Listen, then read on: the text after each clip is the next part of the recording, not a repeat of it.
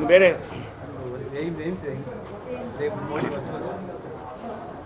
ఆంధ్రప్రదేశ్ రాష్ట్ర అభివృద్ధికి కేంద్ర ప్రభుత్వం నరేంద్ర మోదీ గారి ప్రభుత్వం అపారమైనటువంటి సహకారాన్ని అపారమైనటువంటి నిధుల్ని అందజేయటం జరిగింది గత 10 సంవత్సరాల సమయంలో. ఇందులో భాగంగానే అనేక కేంద్ర సంస్థల్ని ఆంధ్రప్రదేశ్లో స్థాపించడం జరిగింది. రేపు గౌరవ ప్రధానమంత్రి గారు మంగళగిరి ఎయిమ్స్ మరో 4 ఎయిమ్స్తో సహా జాతికి అంకితం చేసేటువంటి కార్యక్రమం వర్చువల్గా రేపు ప్రధానమంత్రి నరేంద్ర మోదీ గారు చేయనున్నారు. ఈ కార్యక్రమంలో ఎయిమ్స్ మంగళగిరి పెద్ద ఎత్తున ప్రజలు తరలి రానున్నారు. ఈ సమావేశానికి కేంద్ర మంత్రులు హాజరు కానున్నారు. ప్రధానమంత్రి గారు వర్చువల్గా ప్రారంభం చేసినప్పటికీ ఇక్కడ ఎయిమ్స్ మంగళగిరి వద్ద కేంద్ర పార్లమెంటరీ వ్యవహారాల శాఖ మంత్రి ప్రహ్లాద్ జోషి గారు, కేంద్ర ఆరోగ్య శాఖ సహాయ మంత్రి భారతీ పవార్ గారు హాజరు కానున్నారు. మేము కూడా అనేక మంది భారతీయ జనతా పార్టీ ఆంధ్రప్రదేశ్కి చెందినటువంటి మేము అనేక మంది పాల్గొనున్నాం. నేను స్వయంగా వెళ్ళనున్నాను. రాష్ట్ర అధ్యక్షురాలు పురంధేశ్వరి గారు కూడా కార్యక్రమంలో ఉంటారు. అనేక మంది ఇతర భారతీయ జనతా పార్టీ నాయకులు కూడా రానున్నారు. అలాగే ఎల్లుండి 26వ తేదీ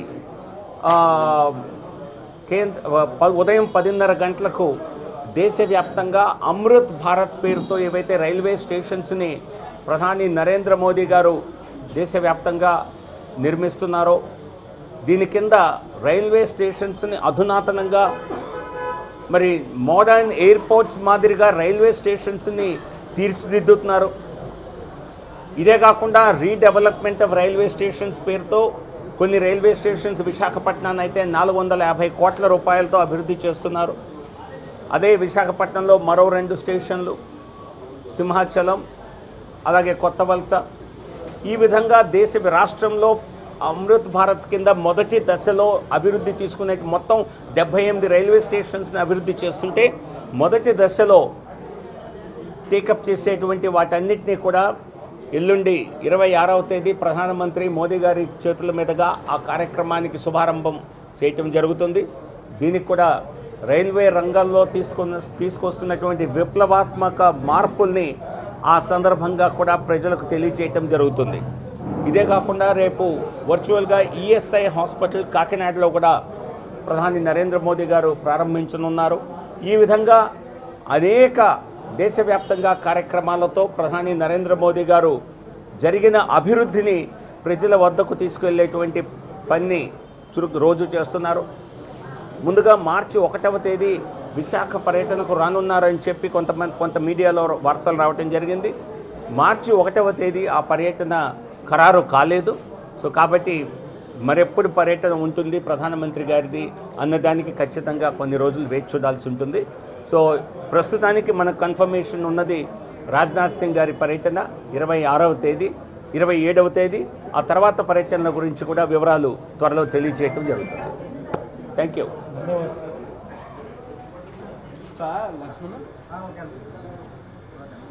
ఈరోజు విజయవాడలో భారతీయ జనతా పార్టీ రాష్ట్ర కార్యాలయంలో ఆంధ్రప్రదేశ్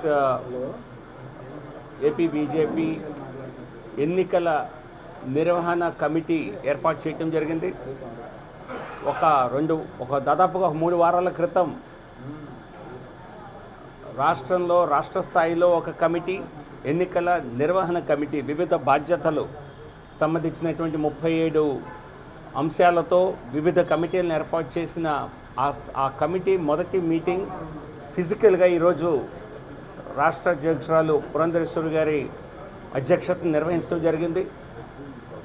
ఇటువంటి కమిటీలని జిల్లా స్థాయిలో, పార్లమెంటు జిల్లా స్థాయిలో, అలాగే అసెంబ్లీ స్థాయిలో కూడా దాదాపుగా 1-2 నెలల క్రితమే ఆ కమిటీని ఏర్పాటు చేసుకోవడం జరిగింది. ఈరోజు సమావేశంలో రాష్ట్ర స్థాయి కమిటీ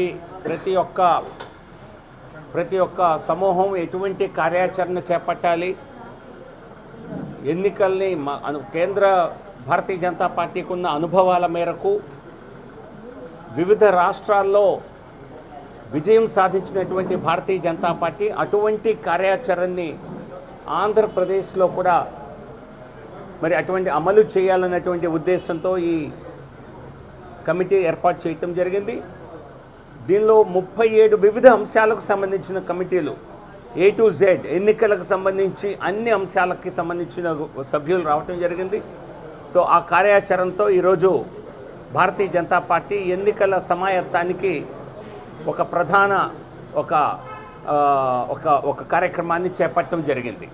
రానున్న రోజుల్లో 26 ఫిబ్రవరి 27న కేంద్ర రక్షణ శాఖ మంత్రి, భారతీయ జనతా పార్టీ మాజీ జాతీయ అధ్యక్షులు, అత్యంత సీనియర్ నాయకులైనటువంటి పెద్దలు రాజ్నాథ్ సింగ్ గారు కూడా రాష్ట్ర పర్యటనకు రావటం జరుగుతోంది.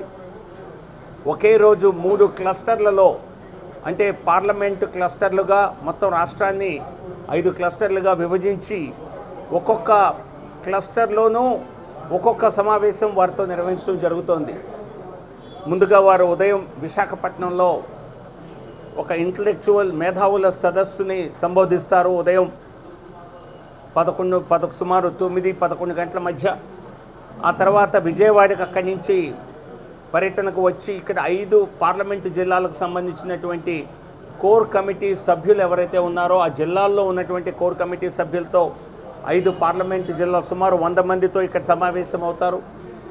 ఆ తర్వాత గోదావరి జిల్లాల క్లస్టర్కి సంబంధించి రాజ్నాథ్ సింగ్ గారు మరొక సమావేశంలో బూత్ స్థాయి అధ్యక్షులు, కార్యకర్తలందరితోనూ సమావేశం అవుతారు.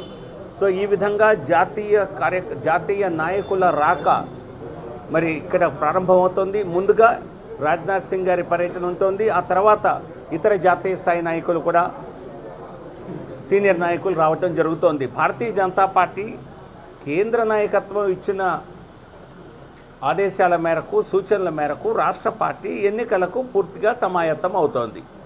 ఇది ఈరోజు జరిగినటువంటి సమావేశ వివరాలు.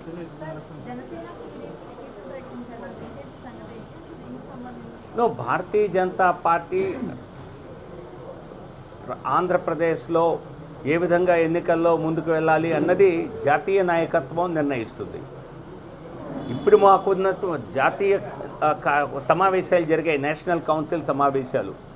ఆ సమావేశాల్లో ఏ విధంగా వచ్చే ఎన్నికల్లో నరేంద్ర మోదీ గారి నాయకత్వంలో దేశం మొత్తం మీద 370 సీట్లకు పైగా భారతీయ జనతా పార్టీ విజయం సాధించాలి, ఎన్డీఏ కూటమి 400 సీట్లకు పైగా ఏ విధంగా సాధించాలి అన్న దానిపైన దిశానిర్దేశం జాతీయ నాయకత్వం చేయటం జరిగింది. అందులో దేశ ప్రధాని నరేంద్ర మోదీ గారు, దేశ హోంమంత్రి అమిత్ షా గారు, జాతీయ అధ్యక్షులు నడ్డా గారు, రాజ్నాథ్ సింగ్ గారు, ఇతర అనేక మంది పెద్దలు మాట్లాడటం జరిగింది. సో ఆ కార్యాచరణలో భాగంగా ఆంధ్రప్రదేశ్లో కూడా ఎన్నికలకి పూర్తి స్థాయి సమావేశాలు సమాయత్తం అవ్వటానికి నిర్వహించుకున్నటువంటి సమావేశం.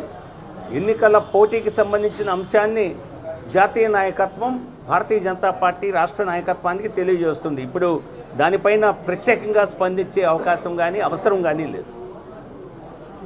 సార్, అంటే జనసేనకు సంబంధించి మీతో ఆల్రెడీ భాగస్వామ్యం ఉన్నారు, మీరు ఎన్నికలకు వెళ్తామని మీరు చెప్తున్నారు. కానీ ఇప్పుడు సీట్లు ప్రకటించడాన్ని 5 సీట్లు ఎమ్మెల్యే సీట్లు ప్రకటించారు పవన్ కళ్యాణ్, అంటే ఎట్లా చూస్తారు?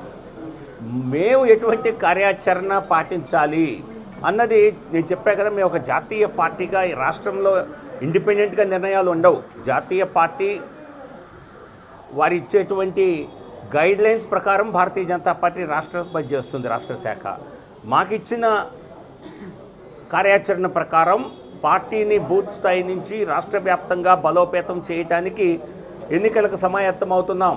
సో ఎన్నికల స్ట్రాటజీ ఏ విధంగా ఉండాలి, ఎక్కడెక్కడ ఎవరు పోటీ చేయాలి, ఇవన్నీ కూడా జాతీయ నాయకత్వం సరైన సమయంలో సూచిస్తుంది. దానిపైన ఇంతకు మించి ఈ రోజున చెప్పేటువంటి అవకాశం లేదు. Thank you. మీ జాతీయ నాయకత్వంతో సంప్రదించిన తర్వాత ఈ రకమైనటువంటి అది వారి నుంచి అది వారి నేను ఏది ఊహించి చెప్పలేను. సో మా నాయకులు మాకు ఎటువంటి జాతీయ నాయకులు ఈ అంశంపై ఇంతవరకు ప్రస్తావించలేదు, ఇంతవరకు పబ్లిక్గా ఎటువంటి స్టేట్మెంట్ చేయలేదు. సో వారి సూచనలు ఆదేశాల మేరకు వేచి చూస్తాం. ఈ లోపల భారతీయ జనతా పార్టీని బలోపేతం చేయాలి అన్నటువంటి కార్యాచరణని వారు చెప్పడం జరిగింది. ఆ పనిలోనే మేము ఇప్పుడు నిమగ్నమై ఉన్నాము. ఇక ఎన్నికల పోటీ ఎక్కడ ఎవరు పోటీ చేయాలి ఇవన్నీ కూడా కేంద్ర నాయకత్వం ఇచ్చే ఆదేశాల మేరకు మాత్రమే రాష్ట్రం పనిచేస్తుంది, రాష్ట్ర బీజేపీ. సో కాబట్టి ఇంతకు మించి ఇప్పుడు మాట్లాడటం పెద్దగా అవసరం లేదు. ధన్యవాదాలు. మోడీ